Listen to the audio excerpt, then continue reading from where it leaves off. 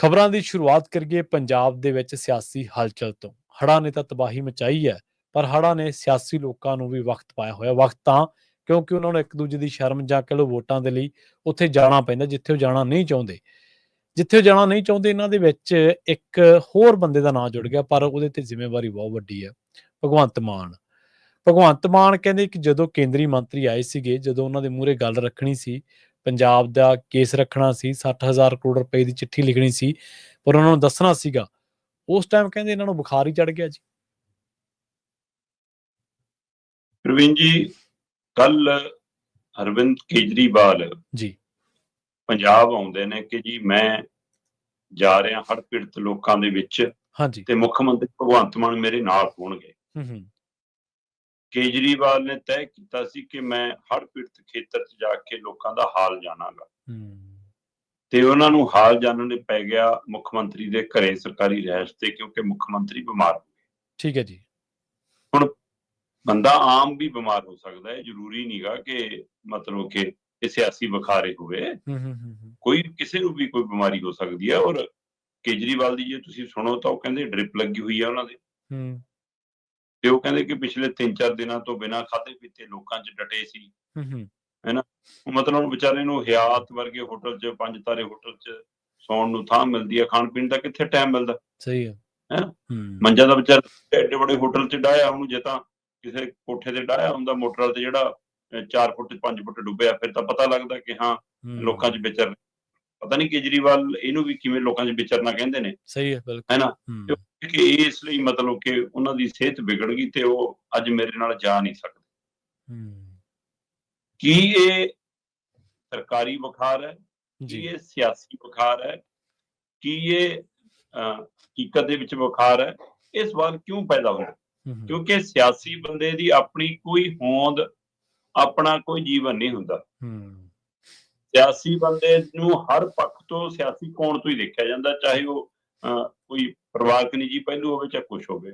ਹੁਣ ਕੇਜਰੀਵਾਲ ਨਾਲ ਜਾਣ ਤੋਂ ਇਨਕਾਰ ਕਰਨ ਦੇ ਪਿੱਛੇ ਕੀ ਇਹ ਪਹਿਲੂ ਹੈ ਕਿ ਫੁੱਫੜ ਵਾਲਾ ਮਸਲਾ ਫਸਿਆ, ਫੁੱਫੜ ਤੇ ਕਾਰਵਾਈ ਕਰਾਤੀ ਉਹਨਾਂ ਨੇ, ਜਾਂ ਫਿਰ ਇਹ ਲੱਗਦਾ ਕਿ ਲੋਕਾਂ 'ਚ ਜਾਵਾਂਗੇ ਤਾਂ ਲੋਕ ਗਲ ਪੈਣਗੇ, ਬਾਈ ਕੇਜਰੀਵਾਲ ਦਿੱਲੀ ਵਾਲਿਆਂ ਤੋਂ ਨਿਰਾਸ਼ ਨੇ ਲੋਕ, ਇਸ ਲਈ ਆਪਾਂ ਕਾਹਨੂੰ ਨਾਲ ਜਾਣਾ ਹੈ। ਪਰ ਜੇ ਜਾਣਾ ਹੀ ਸਰਕਾਰੀ ਬਾਬੇ ਕੋਲ ਸੀ, ਫਿਰ ਕੀ ਮੁਸ਼ਕਲ ਸੀ? ਉੱਥੇ ਆਪਣਾ ਹੀ ਅਮਲਾ ਫਾਲਾ ਸਾਰਾ ਕੁਝ ਉੱਥੇ ਦਾ। ਇਹ ਤਾਂ ਉੱਥੇ ਹੀ ਗਏ, ਕੇਜਰੀਵਾਲ ਤਾਂ ਉੱਥੇ ਹੀ ਗਏ, ਭਗਵੰਤ ਮਾਨ ਨਾਲ ਨਹੀਂ ਜਾ ਸਕੇ। ਪਰ ਇਸ ਨੂੰ ਦੂਸਰੇ ਨੁਕਤੇ ਤੋਂ ਵੀ ਦੇਖਣ ਦੀ ਲੋੜ ਹੈ। ਮੰਨਿਆ ਜਾਂਦਾ ਕਿ ਭਗਵੰਤ ਮਾਨ ਬੀਜੇਪੀ ਨਾਲ ਵਿਗਾੜਨਾ ਨਹੀਂ ਚਾਹੁੰਦੇ। ਅੱਛਾ, ਵਾਹ। ਮੰਨਿਆ ਜਾਂਦਾ ਹੈ ਕਿ ਭਗਵੰਤ ਮਾਨ ਕੇਂਦਰ ਦੇ ਆਕਾਵਾਂ ਨਾਲ, ਅਮਿਤ ਸ਼ਾਹ ਤੇ ਨਰਿੰਦਰ ਮੋਦੀ ਨਾਲ ਵੀ ਵਿਗਾੜ ਕੇ ਨਹੀਂ ਚੱਲਣਾ ਚਾਹੁੰਦੇ।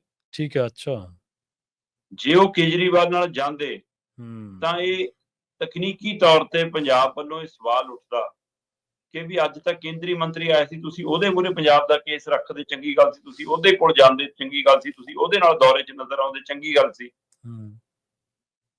ਪਰ ਜੇ ਉਧਰ ਚਲੇ ਜਾਂਦੇ ਕਿ ਵੀ ਪੰਜਾਬ ਦਾ ਮਸਲਾ ਚਲੋ ਮੈਂ ਮੂਹਰੇ ਰੱਖ ਦਵਾਂ, ਮਜ਼ਬੂਤੀ ਨਾਲ ਗੱਲ ਚਲੀ ਜਾਵੇ, ਕੇਂਦਰੀ ਮੰਤਰੀ ਸ਼ਿਵਰਾਜ ਚੌਹਾਨ ਨਾਲ ਨਜ਼ਰ ਆ ਜਾਂਦੇ ਜੇ ਭਗਵੰਤ ਮਾਨ, ਫਿਰ ਆਪਾਂ ਨੇ ਨਾਰਾਜ਼ ਹੋ ਕੇ ਕਿਤੇ ਗੱਦੀ ਨਾ ਖੋਲ, ਇਹ ਵੀ ਡਰ ਸੀ। ਸਹੀ ਹੈ। ਇੱਥੇ ਸਨਕੀ ਬੰਦੇ ਦਾ ਕੀ ਪਤਾ ਹੁੰਦਾ ਕਿਹੜੀ ਗੱਲ ਤੇ ਸਟੈਂਡ ਲੈ ਜਾਵੇ। ਉਹਦੇ ਨਾਲ ਉਹ ਮਚਲ ਕੇ ਕਹਿੰਦੇ ਮੰਜੇ ਤੇ ਪੈਣਾ ਜ਼ਿਆਦਾ ਵਧੀਆ। ਸਹੀ ਹੈ। ਕਿ ਛੁੱਟੀ ਮਿਲ ਜੂ, ਛੁਟਕਾਰਾ ਮਿਲ ਜੂ, ਨਾ ਉਹ ਨਾਰਾਜ਼ ਨਾ ਉਹ ਨਾਰਾਜ਼, ਚਲੋ ਜੀ ਗੱਲ ਸਰ ਜੂਗੀ। ਪਰ ਜਦੋਂ ਕਿ ਜੇ ਤੁਸੀਂ ਇਹ ਦੇਖੋ, ਕਈ ਵਾਰ ਨਾ ਤੈਅ ਸਮਾਂ ਹੁੰਦਾ। ਪਿਛਲੇ ਸਾਲ ਵੀ ਸਤੰਬਰ ਮਹੀਨੇ 'ਚ ਹੀ ਭਗਵੰਤ ਮਾਨ ਬਿਮਾਰ ਹੋਏ ਸੀ ਔਰ ਪੋਟਿਸ ਡੱਕ ਰਹੇ ਸੀ। ਉਸ ਸਮੇਂ ਵੀ ਕਈ ਤਰ੍ਹਾਂ ਦੀ ਕਿਸੇ ਫਰਕ ਇਹ ਹੈ ਕਿ ਸਤੰਬਰ ਦਾ ਆਖਰੀ ਹਫ਼ਤਾ ਸੀ, ਸਤੰਬਰ ਦਾ ਮੁੱਢਲਾ ਹਫ਼ਤਾ।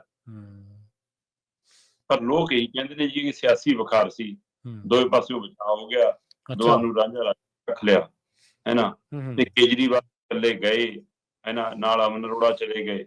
ਉਸੇ ਵੋਟ ਦੇ ਵਿੱਚ ਜੀ ਸੰਤ ਬਲਵੀਰ ਸਿੰਘ ਸਿੰਚਲ ਉਹਨਾਂ ਨੇ ਪੰਜਾਬ ਲਈ ਬਹੁਤ ਕੰਮ ਕੀਤਾ, ਚੰਗਾ ਰੋਲ ਨਿਭਾਇਆ, ਕਈ ਖੇਤਰਾਂ 'ਚ ਰੋਲ ਨਿਭਾਇਆ ਕੁਦਰਤੀ ਤੌਰ ਤੇ।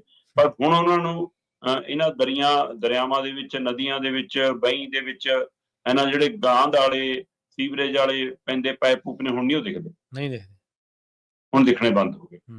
ਹੁਣ ਉਹਨਾਂ ਨੂੰ ਖਾਮੀਆਂ ਨਹੀਂ ਦਿਖਦੀਆਂ। ਉਹਨਾਂ ਨੇ ਇਹ ਵਾਅਦੇ ਨਾਲ ਰਾਜ ਸਭਾ ਕਬੂਲੀ ਸੀ ਕਿ ਮੈਂ ਤੁਹਾਡੇ ਲਈ ਪ੍ਰਚਾਰ ਨਹੀਂ ਕਰੂੰਗਾ, ਠੀਕ ਹੈ, ਤੁਸੀਂ ਆਮ ਆਦਮੀ ਪਾਰਟੀ ਲਈ ਪ੍ਰਚਾਰ ਨਹੀਂ ਕਰ ਰਹੇ, ਧੰਨਵਾਦ ਤੁਹਾਡਾ। ਸਹੀ ਹੈ। ਪਰ ਜੇ ਤੁਸੀਂ ਉਹਨਾਂ ਦੀਆਂ ਖਾਮੀਆਂ ਤੇ ਹੁਣ ਅੱਖਾਂ ਮੀਚਣ ਲੱਗ ਪਏ, ਫਿਰ ਤੁਸੀਂ ਸਰਕਾਰੀ ਬਾਬੇ ਬਣ ਗਏ। ਸੋਚਣਾ ਚਾਹੀਦਾ ਕਿ ਮੈਨੂੰ ਕਿਉਂ ਇਹ ਤੇ ਫਿਰ ਉਂਗਲੀ ਮੈਂ ਧਰ ਪਾ। ਫਿਰ ਅਧੀਨਗੀ ਸੋ ਕਬੂਲ ਇਹ ਕਰ ਲਈਏ ਤੁਸੀਂ। ਬਿਲਕੁਲ, ਇਹਦਾ ਮਤਲਬ ਤੁਸੀਂ ਉਹਨਾਂ ਦੀ ਪਾਰਟੀ ਦਾ ਹਿੱਸਾ ਬਣ ਗਏ ਹੋ ਤੇ ਤੁਸੀਂ ਹੁਣ ਉਹਨਾਂ ਨੂੰ ਝੂਟੇ ਦੇਣ ਜੋਗੇ ਰਹਿ ਗਏ ਹੋ। ਕਿਉਂ ਉਹ ਤੁਹਾਡੇ ਕੋਲ ਨੂੰ ਜਾਂਦੇ ਨੇ ਹੋਰ ਥਾਵਾਂ ਦੀ ਜਾਣ ਦੀ ਬਜਾਏ? ਪੂਰਾ ਪੰਜਾਬ ਦਾ ਇੰਨਾ ਖੇਤਰ ਪ੍ਰਭਾਵਿਤ ਹੈ, ਉਹ ਤਾਂ ਉੱਥੇ ਸੁਰੱਖਿਅਤ ਛਤਰੀ ਮਹਿਸੂਸ ਕਰਦੇ ਆ। ਇਸ ਲਈ ਮਨੀਸ਼ ਸਿਸੋਦੀਆ ਵੀ ਥੋੜੀ ਕਿਸ਼ਤੀ ਝੂਟੇ ਤੇ ਹੁਣ ਕੇਜਰੀਵਾਲ ਵੀ ਝੂਟ ਕੇ ਮੁੜਿਆ ਏ। ਤੇ ਠੀਕ ਹੈ ਜੀ, ਪੰਜਾਬ ਦਾ ਦਰਦ ਤੁਹਾਡੀ ਐਨਕ ਤੋਂ ਦੇਖਿਆ ਤਾਂ ਠੀਕ ਹੈ, ਉਹ ਸਰਕਾਰੀ ਐਨਕ ਆ। ਸਹੀ ਹੈ ਜੀ, ਬਿਲਕੁਲ।